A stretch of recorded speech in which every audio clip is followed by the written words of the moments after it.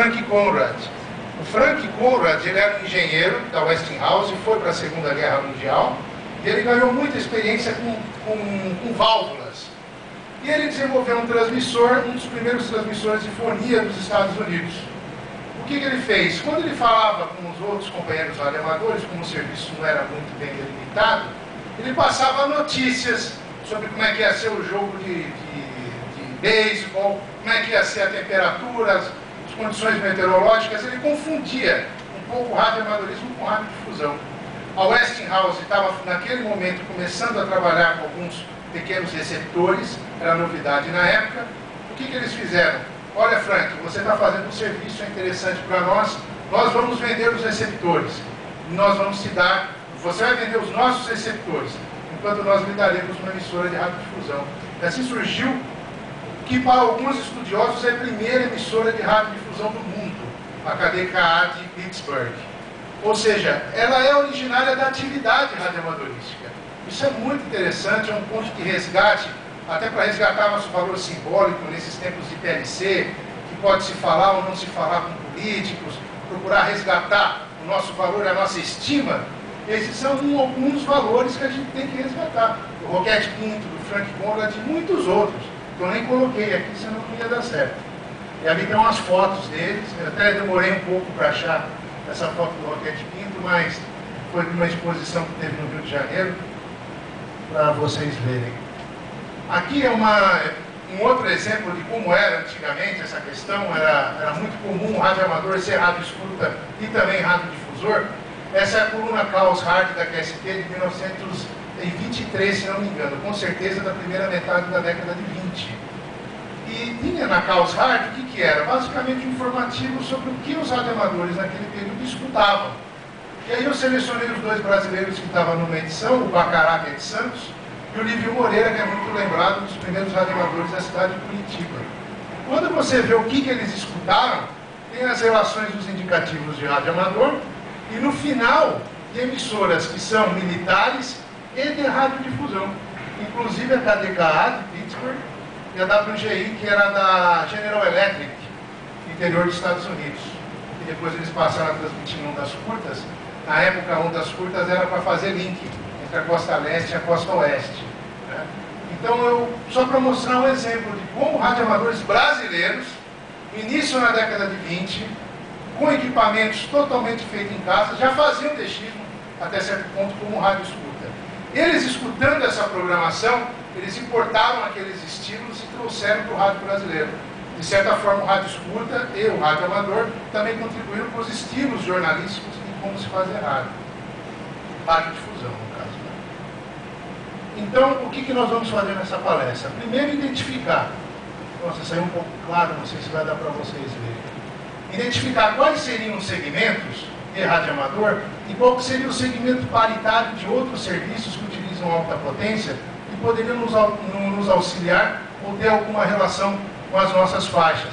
Como se vê, todo espectro ele é todo dividido entre os diferentes serviços e as faixas de radioamadores estão interpoladas a outras faixas, por exemplo, de radiodifusão, militares, etc. Né?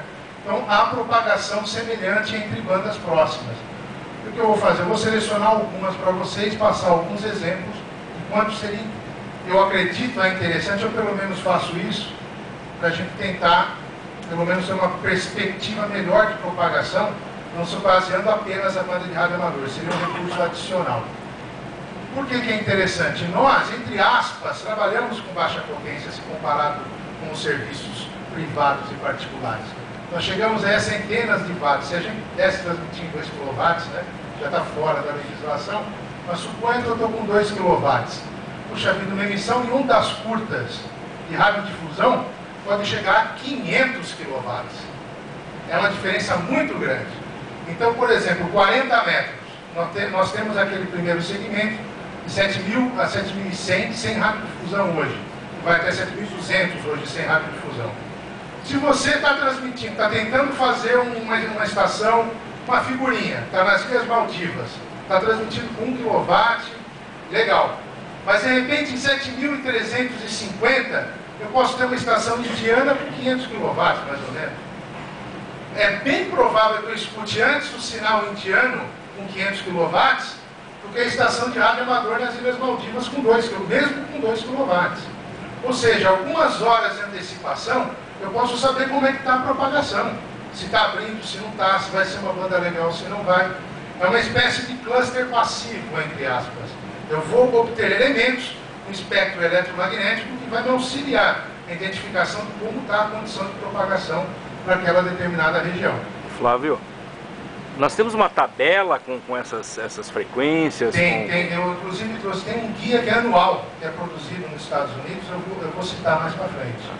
Flávio, essas broadcast a partir de 7.200 ainda vão tirar mesmo ou não? Não, já foi retirado. Não, até 7.200, mas não. A promessa é de até 7.300. Você pode, eu não sei da segunda promessa, a primeira eu sei que ela foi cumprida esse ano. Ela foi cumprida. É interessante que essas orientações da ITU são orientações. Elas podem ou não podem ser seguidas pelas administrações nacionais. Então, suponho, se o governo da China não quiser seguir essa orientação da ITU, entre aspas, ele teria o direito, mas não é o que está acontecendo. As emissoras estão saindo do espectro. Outra coisa interessante que a gente trabalha com direcionais, aí seriam os pontos negativos de você escutar outros serviços. Nós utilizamos direcionais e de alto ganho. Então, mesmo com baixa potência, posso chegar com uma potência relativa do outro lado, grande. Enquanto emissoras de radiodifusão e outros serviços privados são emissões especializadas. Para eles podem interessar a audiência no Brasil, ou interessar só a audiência numa cidade do Cabo, na África do Sul. Ou seja, se a gente captar esse sinal, é de fato um indexismo, mesmo eles com alta potência. Outra coisa, nós utilizamos banda estreita, onde tivemos uma palestra fabulosa aí sobre sinais digitais e deu para se perceber muito bem quais são as faixas passantes de cada módulo. Nós utilizamos banda estreita, então menor potência, melhor aproveitamento do espectro. Enquanto radiodifusão e serviços privados utilizam banda larga. Então mesmo a alta potência ela é dispersa um segmento espectral muito grande. Né? A nossa faixa, nossas operações são todas temporárias. Eu opero um final de semana. Eu opero durante uma semana numa expedição. Enquanto o serviço de radiodifusão, por exemplo, é um serviço permanente. Então, se eu quiser monitorar como é que está a propagação para a China, 24 horas por dia, hoje eu tenho condições, mesmo não tendo pico de rádio amador lá em ondas curtas, ou HF. Na nossa terminologia. Por quê? Porque lá eles têm um serviço 24 horas por dia, de altíssima potência, e é permanente. E se não for permanente, é cíclico, e nós sabemos que hora eu vou encontrar aquilo no espectro. Com rádio amador isso não é muito comum, é o chamado SCAD. Né? Ou seja, nós temos uma menor previsibilidade